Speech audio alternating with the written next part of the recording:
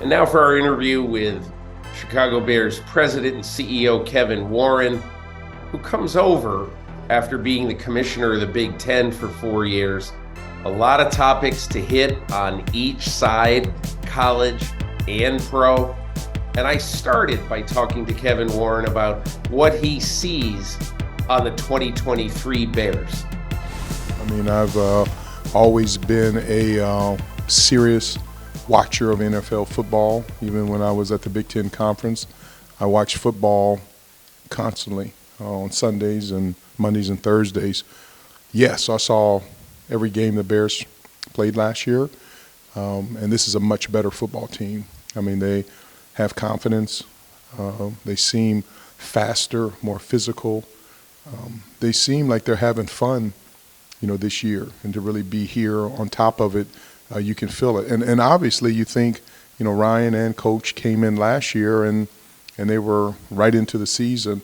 Now that they've had some time to work together and build that camaraderie and rapport, I'm incredibly, pleased with the progress of where we are. Now season's ahead of us, but as you look at this football team, it looks like, we've gotten a lot better. When you left the Minnesota Vikings several years ago to be the commissioner of the Big Ten, did you think that one day you would be back in the NFL? Absolutely. Did that drive you? Absolutely. This is home. I mean, this is where I've spent a majority of my career, as a player agent and then being in the NFL. So the NFL is home to me. And I appreciate, have a heart of gratitude to work in the National Football League. Now, when I went with the Big Ten, I could have said I could have very easily finished my career, there. But this is just one of those unique opportunities that arose, and it just seemed like at the right time, especially with the challenges ahead of us with the stadium, with the football team, building the organization. I just looked at them as incredible opportunities. So it was a unique time and place and opportunity to come here and work for this family and this fantastic organization. It almost feels like you left college sports at the perfect time. I wrote in my column last week that it's just crazy what is going on, and I'm sure you see the same thing as I do. But I just have one question about it. Tell me what you think happened that has really prevented the NCAA from sort of having a little bit of a hold on conferences imploding and teams just being free agents now. I think what happens, working in professional sports for many years and then working at the Big Ten Conference and collegiate sports in a time of great turmoil but of opportunity with conference realignment and expansion, college football playoff expansion, just the movement, the role of the coaches, name, image, and likeness, the mental health issues, social justice, coming out of COVID, George Floyd. It was just a convergence of a lot of issues that we were dealing with. And I think personally, this is one person's opinion, that the business of college sports evolved much quicker than the operations and the legislation of college sports. And so what needs to happen now, and it's going to be difficult, especially what's happened in this last week with further conference realignment, is the operations, the structure, the guardrails, the organization needs to catch up to the business element. And I think that's what happened. Are you at all sad for college football? The rivalries like Washington State, who knows what happens? The Civil War, Oregon State. There's only 4 teams left. By the time we air this, there might only be 2. You don't know. But are you sad about it? I mean, anytime I have a great sensitivity to people and their life and their families and their children. So there's a part of my heart that aches for, stability that once existed. But I felt that I saw it coming years ago. You did. And 100%. I knew going into there. I mean, I could go through in some of the early meetings that I, felt that this was absolutely coming, because if you look where it had been for such a long time, that it would have been difficult to kind of maintain college athletics where it was. I just thought it would be coming, because I look at the world from a global standpoint. You look at what's going on and European soccer and all Right. the international issues, what's happening with our Olympic, teams, NBA, NFL, Major League Baseball, hockey, college athletics, the growth of our players, and the visibility of television, social media, Yeah. direct to consumer. I thought something would happen. I just think about college football now and I compare it to the NFL, which is really the only world I know. And I say, this is sort of like if ESPN or Fox or whatever came to Roger Goodell and said, we want a realignment of the divisions. Roger Goodell would say, you don't have that power. You can't do that. And yet, in college sports, ESPN does have that power. Some of the networks have that power. That's the only thing that would concern me, that they seem to be most consumed with how much money they can make rather than saying, does it really make any sense for UCLA to have a soccer game in Piscataway, New Jersey, and just commute 3,000 miles to play a game before 200 people? I don't know. There's a lot of things in here that just seem like they're not going to work out really well. Yeah, and that's why I say I think the business elements evolved quicker. I think the leadership in college athletics, there's a time for individuals who will do a good job to get things structured. I think you'll see more multi-team events where that trip may not occur. They may meet somewhere in a central location and play more games at the same Right. time. So I look at nothing's ever a problem. It's just more opportunities. I think this provides student athletes with a very unique educational standpoint. Speaking as a former student athlete many, many years ago, Yeah. there's some trips that I remember at the University of Pennsylvania to go out and play Stanford. Right. We went and played New Mexico. We played Oregon, Louisville, in Japan. Still, 40-plus years later, those are You the have fond memories. memories of those, Fond yeah. memories. I got a chance to travel and do things and see things and learn. So if one thing COVID taught us is that education can happen outside of the classroom. And so I'm confident in the college leaders that they'll figure out a way to provide our student athletes with a chance to learn outside of the classroom. And these trips will provide a unique opportunity from an educational standpoint. All right, let's talk about the Chicago Bears and your stadium situation. I find it really interesting that there's some teams, when I come to a place, I just feel the history. Yeah. I feel the history in Pittsburgh. Every time I go to their training camp, I feel it. They've been there for 100 years. When I come to the Bears, wherever it is, I feel the history.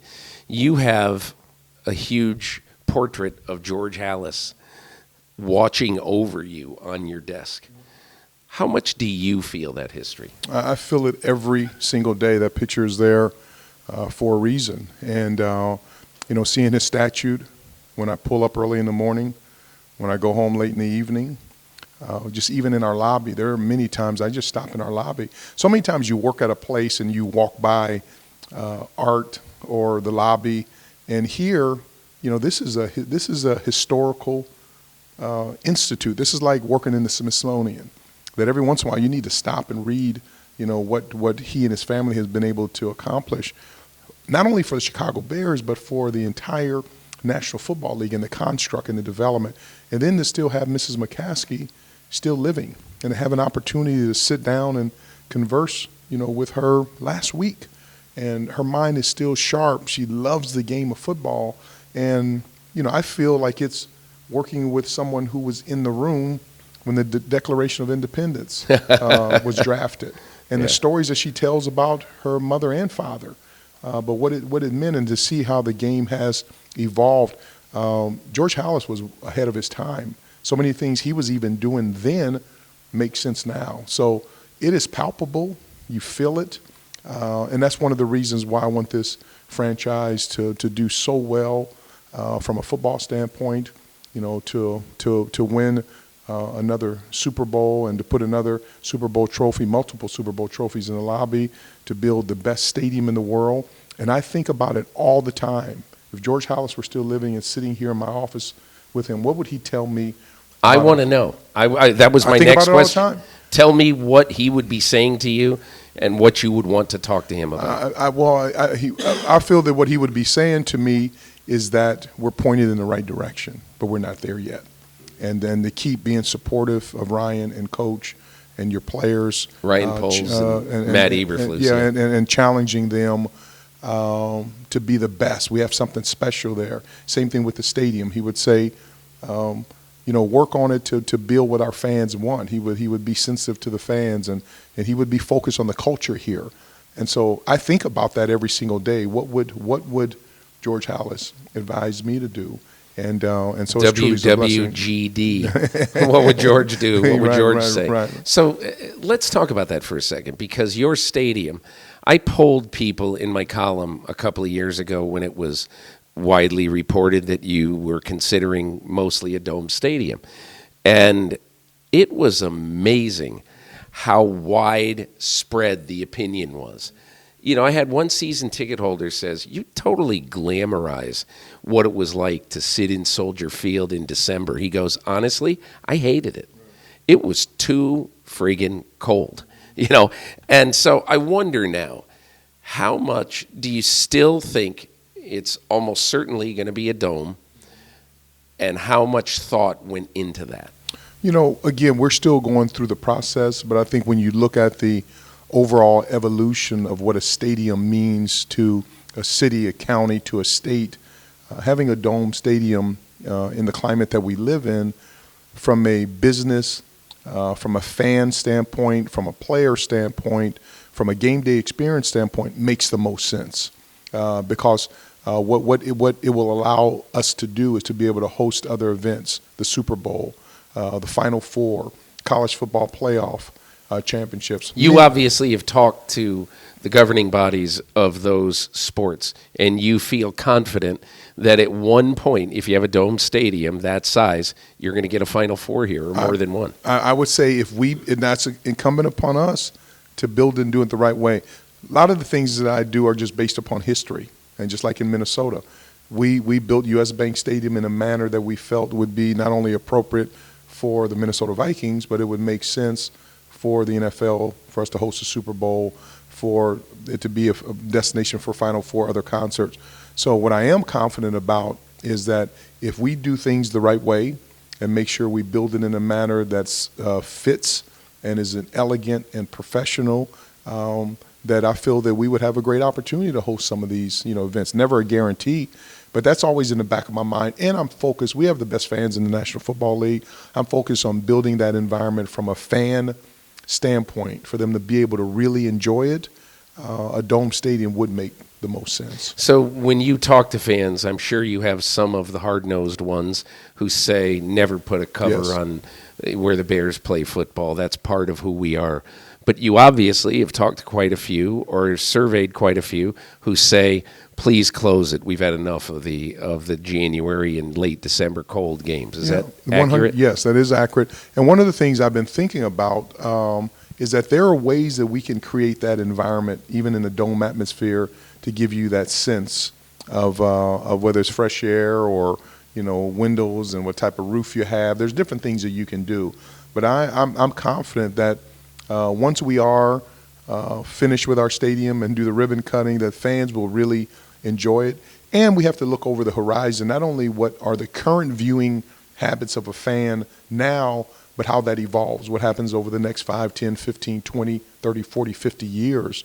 And so I think in the climate that we're in, for us to be able to activate it with our partners, for our players, but really for a fan experience, is really, that makes the most sense. Would you say it's most likely right now that the stadium ends up in Arlington, or do you know that think everything is on the table. I mean, we had that period where we were focused on Arlington. We have some issues to still work on.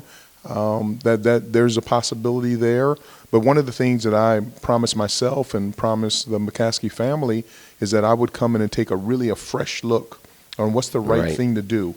And if it turns out to be Arlington, it turns out to be Arlington. If it's somewhere else, if it's in downtown, Chicago. One thing that makes this environment so special is God really kissed downtown, Chicago with that lake front. I don't think there's any place in the country that has that beauty of a city right upon a beautiful lake in Lake Michigan. So we're taking everything in advance. I want to be very thoughtful. What's the right thing for our fans? What's the right location? And we have new leadership and Mayor Brandon Johnson, who's a really smart, energetic, mayor. And so we'll continually have conversations with all of our constituents here in the state. And I'm confident that when it's all said and done, people will be pleased. When do you think you have a decision? I mean, I hope. I mean, I'm hopeful that within the next 12 months. I mean, you know, and which would mean, when would the Bears play there? 27? No, I mean 28. Again, I always go by when the shovel goes in the ground. Yeah. And I believe is that once the shovel goes in the ground, is that it's probably 3 years. Yeah. So whenever that happens, right. You know, we have a fall veto session coming up. We have to work through it. But I think the biggest thing, this is one of those things we need to be diligent and not rush into it, because this is a 40 to 50 year decision, and I want to make sure that I'm a great listener during this process, and that we really land it the right way. The future generations of Warrens will be going to this stadium. I hope so. Probably after you're gone, unless you live to 115. Right. But I wanted to ask you one more thing.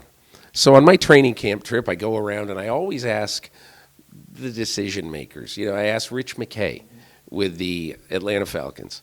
I've known him for a long time. And I asked him, tell me what right now, let's talk about the future of football. And so we were talking, and he said, you know, this year we are going to have we fund right now 270 high schools in the state of Georgia for flag football. And this year, we're also funding Alabama, and believe it or not, Montana, because that's where Arthur Blank lives much of the year. And he said, what we're really proud of is that all 6 divisions, okay, you know, of the girls who play flag football, all of their championship games will be in the Mercedes-Benz Stadium. And they'll be on back-to-back weekends. I don't know, whenever it'll be. But I said, why? And he said, it's the future. And he said, I'm not saying that, you know, those girls are going to grow up to be wide receivers, but I am saying that they are going to grow up to love football. And so what do you see on the horizon when you think of the future of football? Is it bright? Do you see storm clouds? Just give me your thoughts on the future. Yeah, my personal viewpoint is that it's incredibly bright. But we need to focus on making sure we keep the game special. There's something about the game of football that's elegant, and it's designed, you know, the way the plays have, there's action, and there's a break, and then there's action, there's a break, and all those different things. But we need to make sure we keep the game of football at our main decision point, because if the game is great, everything else becomes great. We do need to focus on growing the game, growing flag football. I'm very focused on the international component. I mean, this is a large world that we live in. I've been blessed to travel a lot internationally, and when you hear statistics of the number of fans internationally, but 50% of those fans don't have a team that they cheer for and root for. So that's something here at the Bears we're focused on. I think we need to make sure we get some clarity on the role of gambling, you know, right. in the NFL. What does the future stadium look like? We got to keep the fans a priority. We got to take care of the health and safety of our players. There's so many things that are listed, and to make sure that we keep building a diverse and inclusive pipeline of individuals to work and to lead. You know, what happens with the future owner in the NFL, because these teams have become so valuable. Yeah. So I personally think the future is incredibly bright. There are a lot of good minds that work at the league office and in these clubs, and then we need to make sure that we honor our legacy and history, but also be innovative. And so I'm excited to be able to spend the next years, hopefully as long as I can, being here to help. All right, I lied. I got one other thing based on what you talked about with international football. I had never been to an international game until last fall. I went to Munich, right. And I saw Tampa Bay play Seattle. And, Kevin, the one thing about that game itself is there was more fervor around that game. And I know this is going to sound crazy. Yeah. There's more fervor around that game than there is for a conference championship game. I mean, people say, oh, there's no way. You had to be there. And the one story I've told everybody is, so I got there a couple days early. And when I got there, I took a long walk, and I'm a little bit of a student of history, and there's a public square called Odeonsplatz, okay? And 90 years ago, Adolf Hitler took control of the German state, essentially, with a fiery speech that people, followed, and everybody was there, and they were mobbed. And that's when, the world almost went off its axis. Okay, so I'm there, and I walk, and there's Odeonsplatz, and there's all these plaques explaining everything. But here's the crazy thing. They put 32 oversized NFL helmets in that square. You could not move in that square. People there, little kids, putting their heads in these helmets and getting their picture taken videos. It was such an event. And after the game, Tom Brady said to me, he goes, "This is one of the great days I've ever had in football." And so I understand the problems and the logistics and how bad it would be for Munich to host a playoff game against the Los Angeles Chargers. I get all that. Kevin, I'm a little bullish on putting a couple teams over there. I mean, I think it would be fantastic for the growth of the game. I just, again, as I said, I'm a big supporter of international growth. Having a chance to visit and attend Wimbledon. My wife loves tennis. My wife Greta loves tennis. But we were able, at the Vikings, we played in the international game twice. And I remember walking into Wembley Stadium, and I was trying to see if I could find all 32 NFL clubs. And it took me about 3 minutes to be able to see people in jerseys. Wow. And to watch, that and the evolution of it. So I think the NFL has done a great job of growing this game internationally. That's an area I want to lean into here. And I think just we need to be conscientious of, how we grow it internationally. Like I said, media partnerships and making sure we protect the game, that we protect our players, the health and safety issues, and keep the long-term approach. A lot of decisions we make here, I ask myself, is this the right thing for us to do now? And if someone 100 years from now turns around and look back, will they say, boy, that was a prudent decision? So that's what I'm focused on. Kevin Warren, thanks so much for taking the time. Really appreciate it. It's always good to see you. Hi, I'm Mike Tirico, and thanks for watching. Make sure to hit subscribe for the latest news and highlights from NBC Sports.